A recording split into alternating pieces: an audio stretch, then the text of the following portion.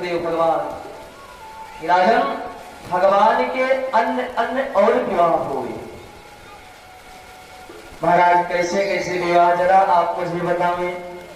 तो कहते हैं प्रथम विवाह तो जो मैं अभी बताया रुक्मणी के साथ में, और दूसरा विवाह जामवंती जी से हुआ जो कि जामवंत की पुत्री थी। और इसी चरित्र में एक विवाह और हुआ है सत्राजित के बेटी से सत्यभामा से, तीसरा विवाह। बोले महाराज जरा यूं बताइयो कैसे हुआ। तो बताते हैं सत्राजित एक मणि पाया था, श्यामंतक मणि, और घटना ऐसी घटती है कि सत्राजित का भाई प्रसेन एक दिन मणि को लेकर जंगल जाता है। जंगल में एक सिंह से मुलाकात होती है। सिंह ने प्रसेन को मार दिया, मणि को छीन लिया। मणि लेकर जब आगे बढ़ता है शेर, तो जामवंत जी महाराज ने देखा, और जामवंत जी महाराज ने सिंह का वध करके मणि को लेकर के अपनी बेटी जामवंती को दे दिया। और इधर चर्चा व्याप्त होने लगी कि श्यामंतक मणि कोई साधारण मणि नहीं थी, 8 भार सोना प्रतिदिन देती थी। एक भार सोना मैंने सुना है, बाकी गणित आप लगा लेना क्या होता है। जो मैंने सुना है वो मैं बता रहा हूं। एक भार सोना 20 तोले का होता है, और 8 भार सोना प्रतिदिन वो मणि देती थी।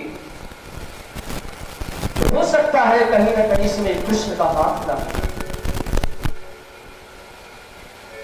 तो एक दिन सत्राजित अपनी धर्मपत्नी से आकर के बताता है, देवी बताना मत, मुझे लगता है कहीं ना कहीं द्वारिकाधीश मणि को हथियाने के लिए मेरे भाई का वध करा दिया, मणि को हथिया लिए। और माताओं को कोई बात पचती भी नहीं। कोई कह दिया जाए कि ये बात गुप्त है बताना मत, सो तो महाराज व्याप्त हो जाएगी। और कहीं आप भूल गए कि इसको मत बताना, यह कहना भूल गए तो हो सकता है रह जाए, लेकिन विशेष नहीं किसी से बताना मत। अब तो महाराज भोजन भी नहीं पचो जब तक 2-4 काल के मिलते न बता दे। सत्राजित की धर्मपत्नी अपनी सखियों से बात नगर में, कन्हैया ने सोचा लगता है ये झूठा कलंक मेरे जीवन में को तहस कर देगा। भगवान जाते हैं, मणि को खोजने के लिए जंगल में गए। प्रसेन को देखा मरा पाया, आगे बढ़े, सिंह मरा पड़ा था। आगे बढ़े, गुफा में जामवंती मणि को लेकर खेल रही थी। भगवान आगे बढ़ते हैं, जामवंती ने आवाज लगाई, पिताश्री कोई आया है। जामवंत जी महाराज बाहर निकले। मणि लेने देने की बात हुई। जामवंत ने कहा मैं मणि नहीं दूंगा, मैं सिंह को मार कर पाया हूं। और तब तो महाराज दोनों में बहुत भयंकर युद्ध हुआ। 27 दिन तक युद्ध चलता रहा। 28वें दिन भगवान श्याम सुंदर ने जामवंत के नस नस को ढीला कर दिया। जामवंत जी महाराज समझ गए यदि मुझे कोई परास्त कर सकता है तो वो राघवेंद्र सरकार ने, वरना कोई नहीं हरा सकता। पूछिए महाराज आप कौन? तो भगवान मुस्कुराने लगे। राम जी वहां पर भगवान कृष्ण राम जी के रूप में दर्शन दिया। जैसे गोस्वामी तुलसीदास जी महाराज को वृंदावन में श्याम सुंदर ने दर्शन दिया था, ऐसी घटना आती है। गोस्वामी जी महाराज नैन में लग रहे थे। पुजारी ने कहा भगवान को प्रणाम करो। तुलसी बाबा ने कहा ये मस्तक तो मेरा राधा के चरणों में बिक चुका है और किसी का नहीं हो सकता। पुजारी ने कहा तो धक्का मारकर बाहर निकाल दिए जाओगे। गोस्वामी तुलसीदास जी महाराज श्याम सुंदर की तरफ इशारा करते हुए कहने लगे, भगवान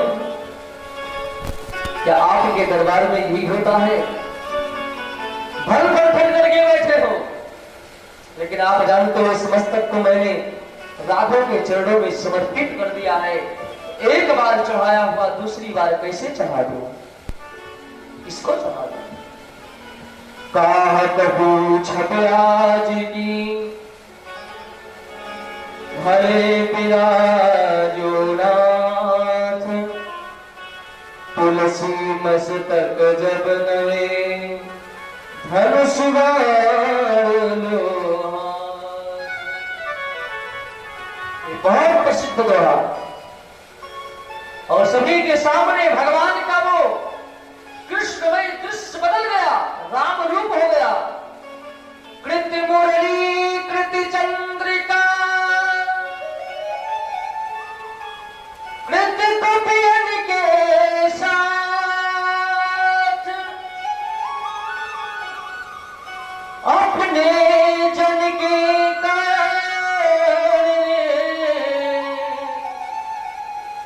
श्री कृष्ण रघुनाथ। ये कलयुग की घटना है, लगभग 400-450 वर्ष की बात है। ये तुलसीदास जी महाराज के समय काल के बाद जामवंत जी महाराज ने कहा, महाराज मैं आपको पहचान लिया, क्योंकि मैंने त्रेता में मांग रखा था कि भगवान रावण के सामने कोई सा वीर नहीं कि मुझसे युद्ध कर सके। आपने हंसकर कहा था कभी समय आएगा तो इच्छा पूरी करूंगा। सो आप है सरकार और मैं किसी से हार नहीं सकता। भगवान ने दर्शन दिया। नीलांबुज श्यामल कोमलांगम सीता समारोहितवानि भागम, पाणो महासायक चारुचापम नमामि रामं रघुवंशनाथं। बोले रामचंद्र भगवान की। जामवंत ने कहा, महाराज आप पधारे, यहाँ पर कैसे? सो घटना मुझे बताइए। जामवंत ने कहा, सो ये मणि जो आपकी पुत्री खेल रही है, इस मणि के नाते मुझे कलंक लगा है, मैं इस मणि को लेने के लिए आया हूं। जामवंत ने कहा, महाराज मैं क्या बताऊं, मणि तो मैं दे देता आपको, लेकिन एक समस्या आ गई। क्या? मैंने मणि अपनी पुत्री जामवंती को दान कर दिया।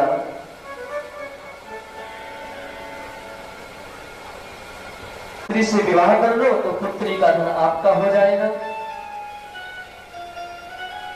और महाराज में खोजता फिरता, लेकिन आपके समान सुंदर वर मुझे प्राप्त न होता। भगवान ने कहा ठीक है। वहीं पर भगवान ने पाणी ग्रहण किया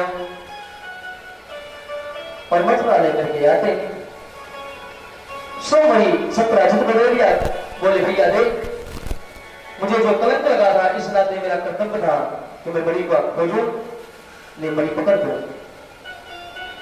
अब तो मथुरा में पूरा व्याप्त गई व्याप्त कन्हैया तो ऐसा हो ही नहीं सकता। सत्राजित कहां कभी कलंक लगा रहा था। सत्राजित तो लोग गाली देने लगे। सत्राजित ने सोचा इस गाली से तभी बचा जा सकता है कि अपनी बेटी का विवाह श्याम सुंदर से कर दो, और जब लोग समझेंगे कि द्वारिकाधीश के ससुर जी हैं तो मुझे कोई गाली नहीं देगा।